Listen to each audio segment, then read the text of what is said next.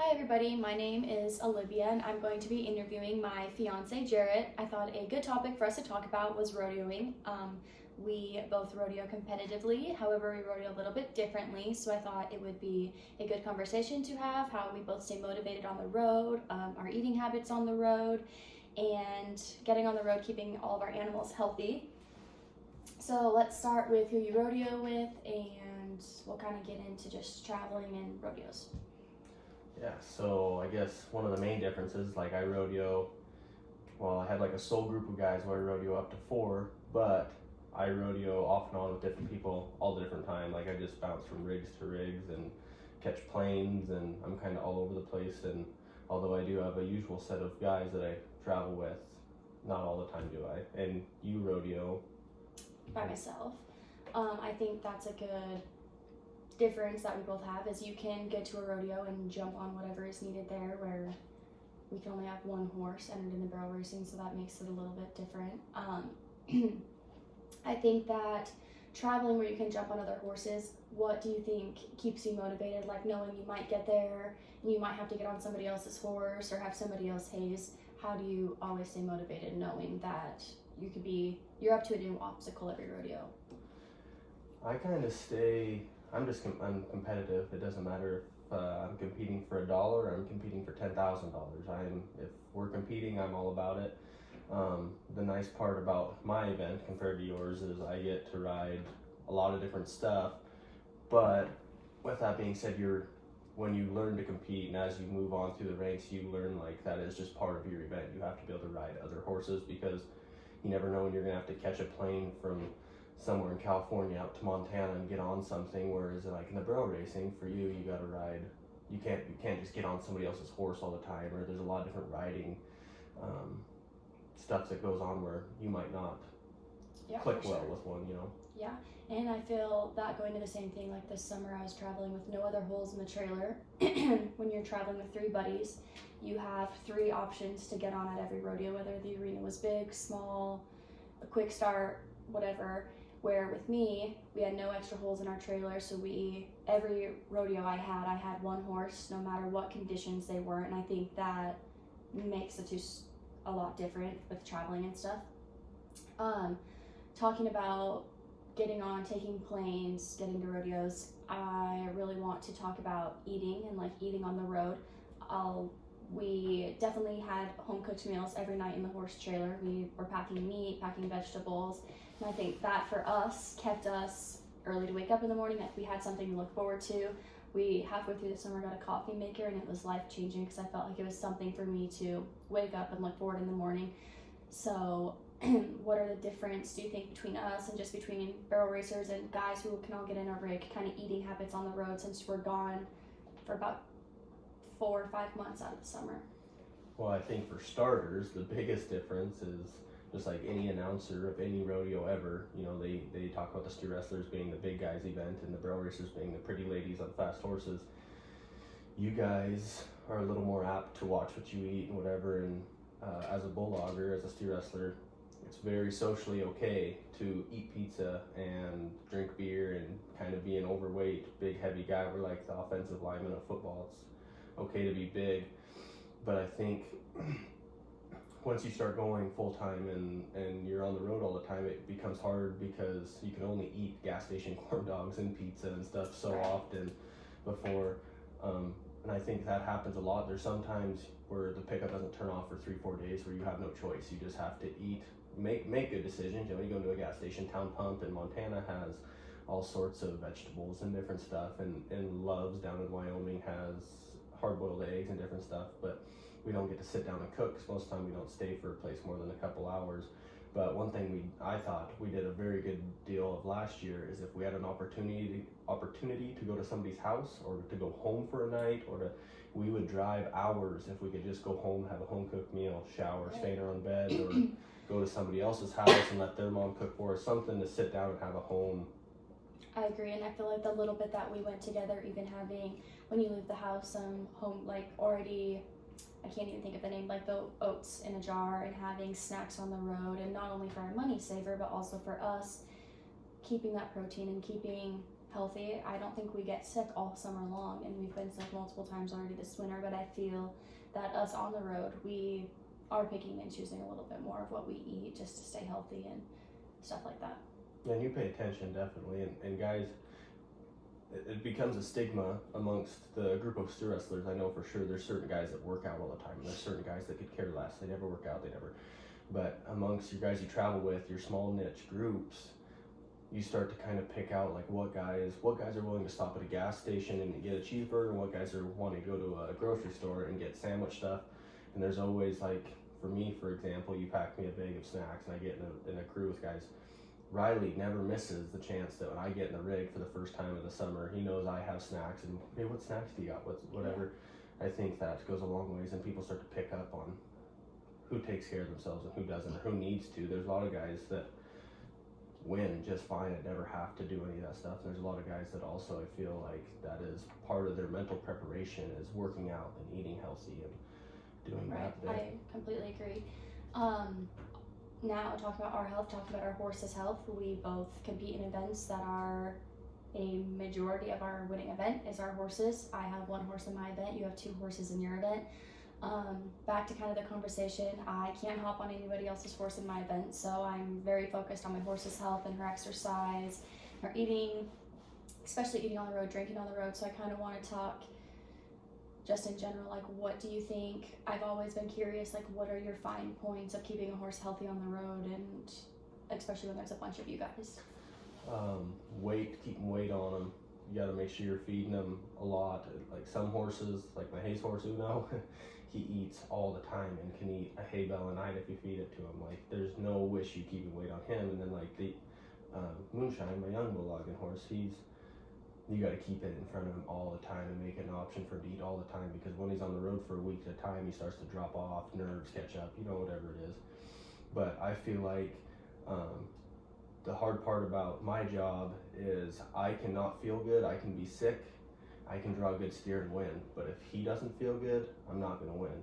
So he's got to be feeling the best that he can at all times. So no matter if that's his feed choice, whatever I'm giving him, so that he's either burning the right amount of calories, staying fat, or if it's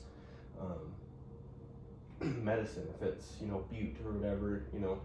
I'm a little bit more on the aggressive side of things. I would assume that bute, right, it tears down their kidneys.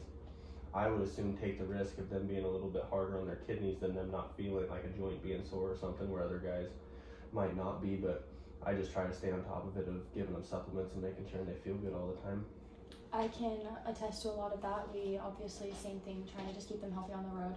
Talking about like a regimen, we always have hay in the trailer. It's a big ulcer thing, and I learned that with Lynx.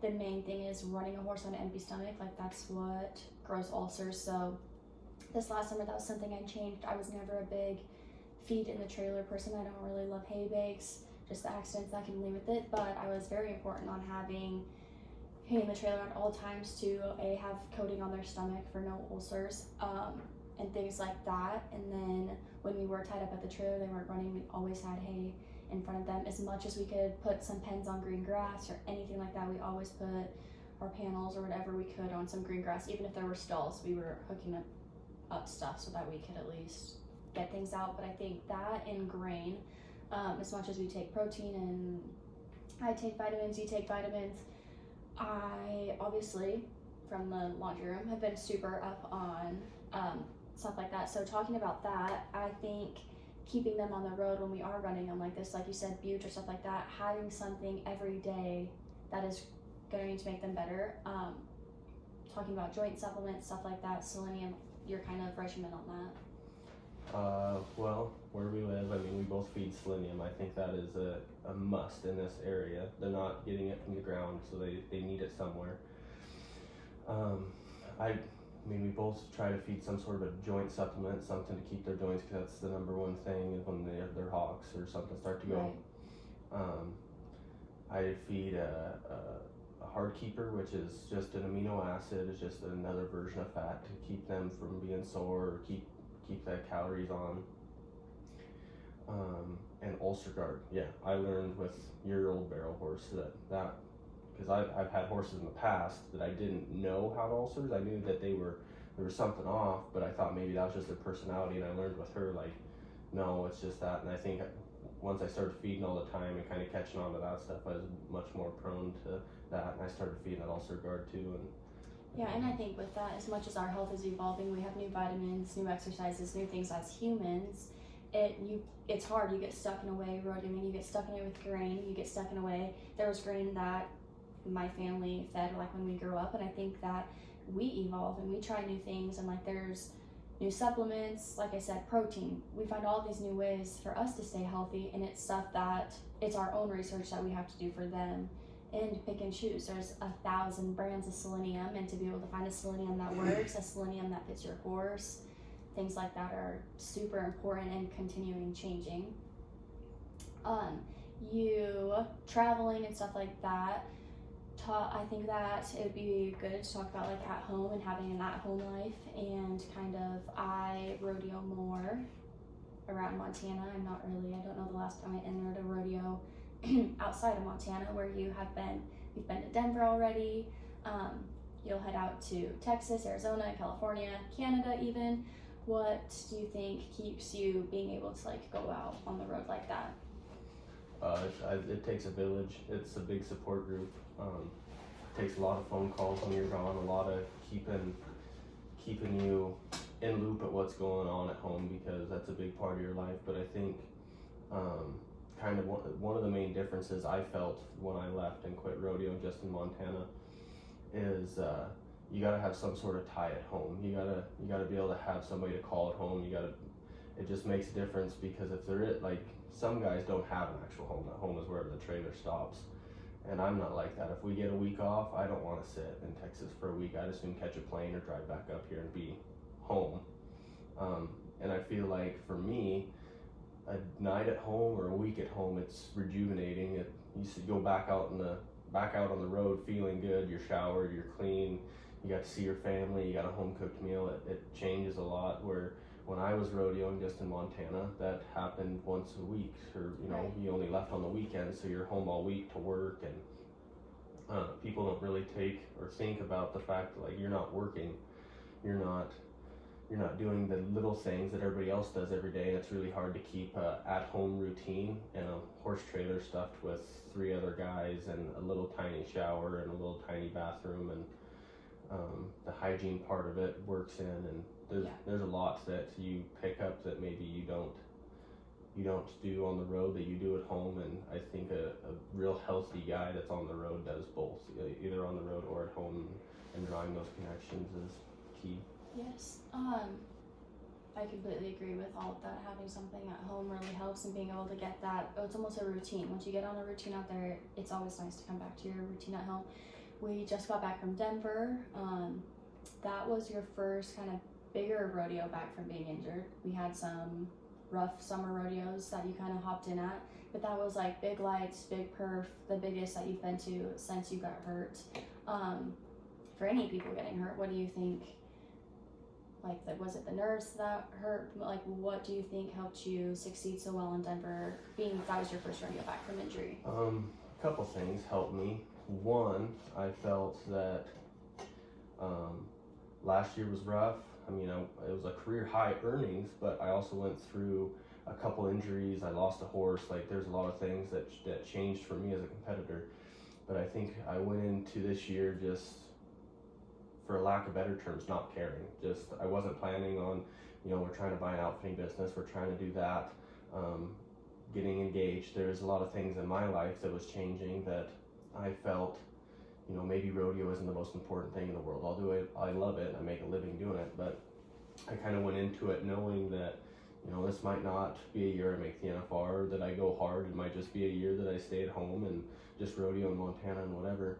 So I think a lot of it just had to do, I wasn't putting pressure on myself. I didn't care. I was relaxed and just having fun with the whole thing.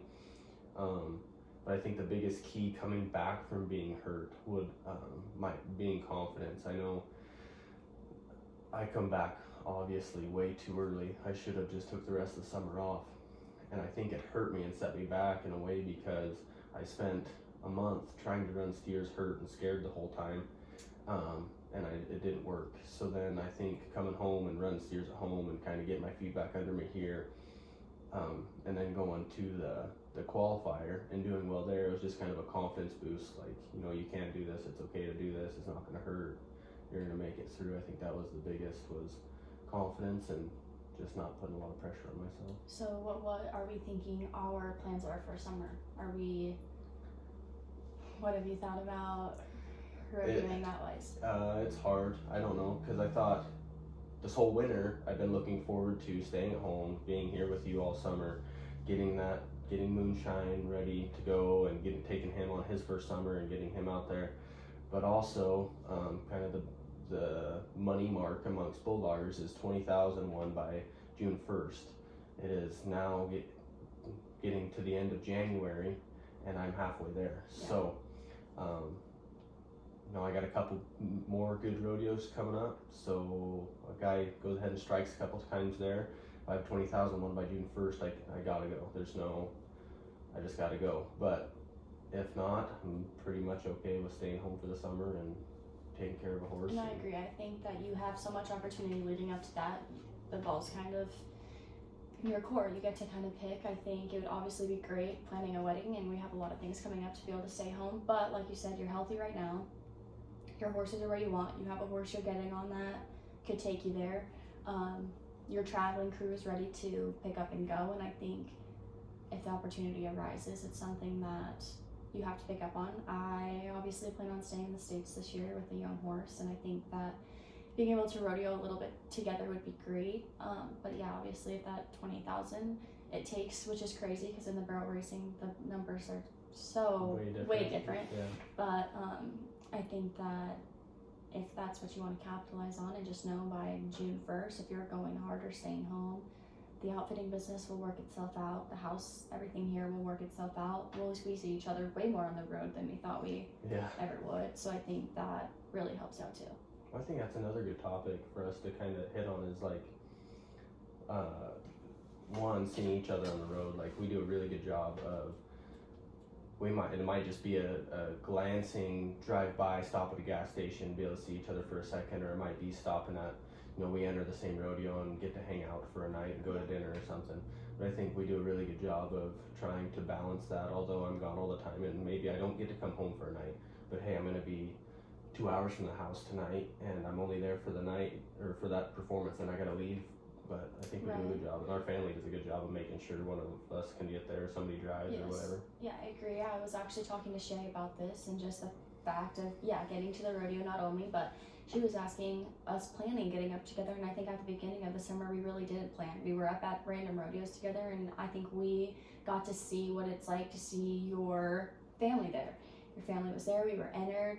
Not only was I competing, you were competing, and I think that then at our next rodeo we were on such a high of being able to see each other, and you being able to help me take care of my horses, or me helping out you, like I'm giving you ibuprofen or bringing you clean clothes, and vice versa, you taking care of links or helping me in the barrels or whatever. I think that when I was talking to her, I was letting her know that in the beginning of the summer that wasn't planned. We happened to get up at a few, and then I think by the middle and end of summer we were really focusing on like, when are you up here? We can travel here together, and I think that's huge. And I've also talked to Sierra when we were at Timmy's NFR party, how important that is and how much they will turn out and they will change a lot of stuff because she thrives so much having Ty there. And she talked about it just as a support system. Imagine going to a big basketball game and your coach isn't there. In reality, we don't have our own coaches, and our spouses are a lot of our coaching. And she was like, it gets hard on the road sending him my runs when he can be there and watch them and help me when he's there. It's a huge difference, and I think we got to see that a lot this summer of being up at the same rodeos and things like that. Yeah, and I think who you travel with makes a big difference because like my crew is completely okay with, I'm going to jump out here and I'm going to ride across the state with Liv to the next rodeo, and I'll meet you guys somewhere. Or your traveling partner in the beginning of the summer was okay with like, hey, I'm going to jump out and go see Jared for a little bit or whatever. Like, a lot of it has to do with traveling partners, because some guys, one of the big things in the student wrestling is buying a tank of fuel. Every person has to, every fourth tank is yours. And there's a lot of guys that be like, no, but your tank's coming up. There's no way you're getting out of this pickup till you pay for fuel.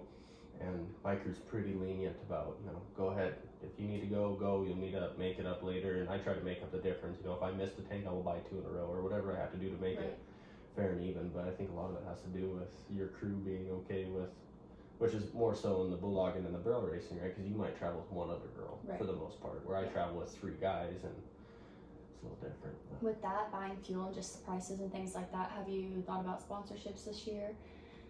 I have been looking into a few, and I saw something that the PRC and WPRA posted about patches and stuff like that. What are your thoughts? Have you thought about? I haven't yet because I wasn't planning on going far. But if the opportunity comes, then I'm gonna have to go out and pursue that and get some if that's where I end up going. But Right. I haven't yet. Well, I think that concludes our conversation. I think it was great to get to talk about things that a lot of people would think we probably talk about all the time, and we've Yeah. never been able to sit down and kind of talk about rodeoing and the difference that we have on the road, and just growing up on 2 different sports. Yes, we both rodeo, but we both rodeo on 2 different Yeah, disciplines. ends. Yeah, and I think that it was